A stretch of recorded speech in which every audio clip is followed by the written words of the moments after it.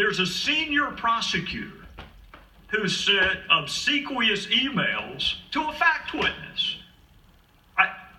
She can be described as nothing other than a fact witness. She's a really important fact witness if you pursue the line of inquiry that my Democrat friends want to pursue. They got off of collusion and now they're on obstruction of justice. She may be the most important fact witness in an obstruction of justice case. And the senior prosecutor for this conflict of interest-free special counsel sent a fawning, obsequious email to a fact witness. And then we have prosecutors assigned to conduct this investigation who donated almost exclusively to one candidate over another. And then we have a prosecutor assigned to this conflict of interest-free team that attended what was supposed to be, what he'd hoped to be, a victory party for Secretary Clinton. And we have a senior DOJ official, Mr. Deputy Attorney General, with an office that used to be 2 doors down from yours, meeting with Fusion GPS. And Fusion GPS, of course, was paying for Russian dirt on the very person that they're supposed to be objectively investigating. And then that same senior DOJ official's wife, the one that met with Fusion GPS, his wife was on the payroll of Fusion GPS.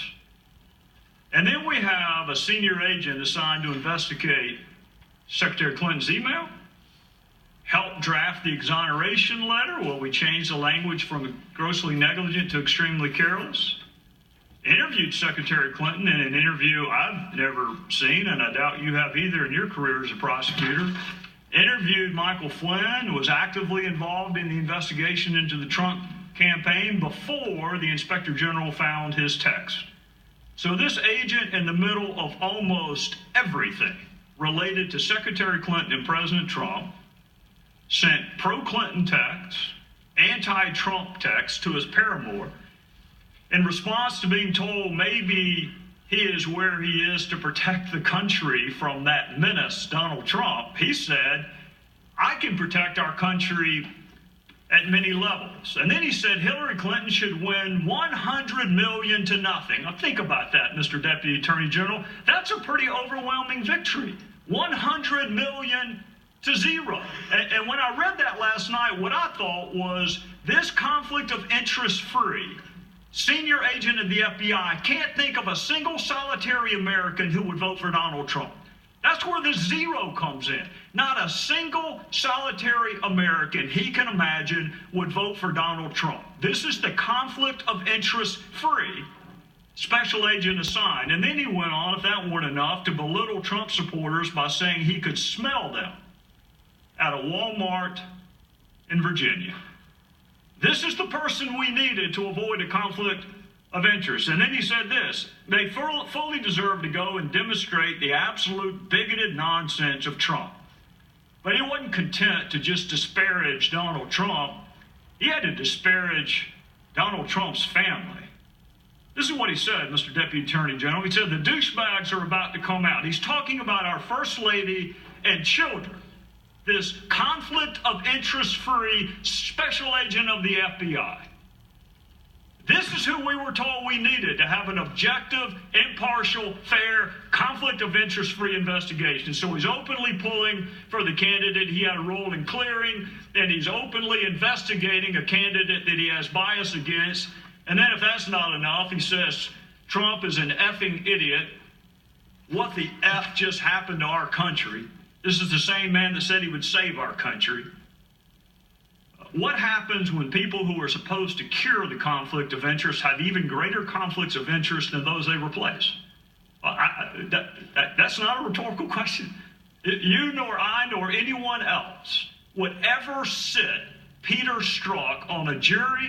We wouldn't have him objectively, dispassionately investigate anything, knowing what we know now. Why didn't we know it ahead of time? And my last question, my final question to you, and I appreciate the chairman's patience, how would you help me answer that question when I go back to South Carolina this weekend?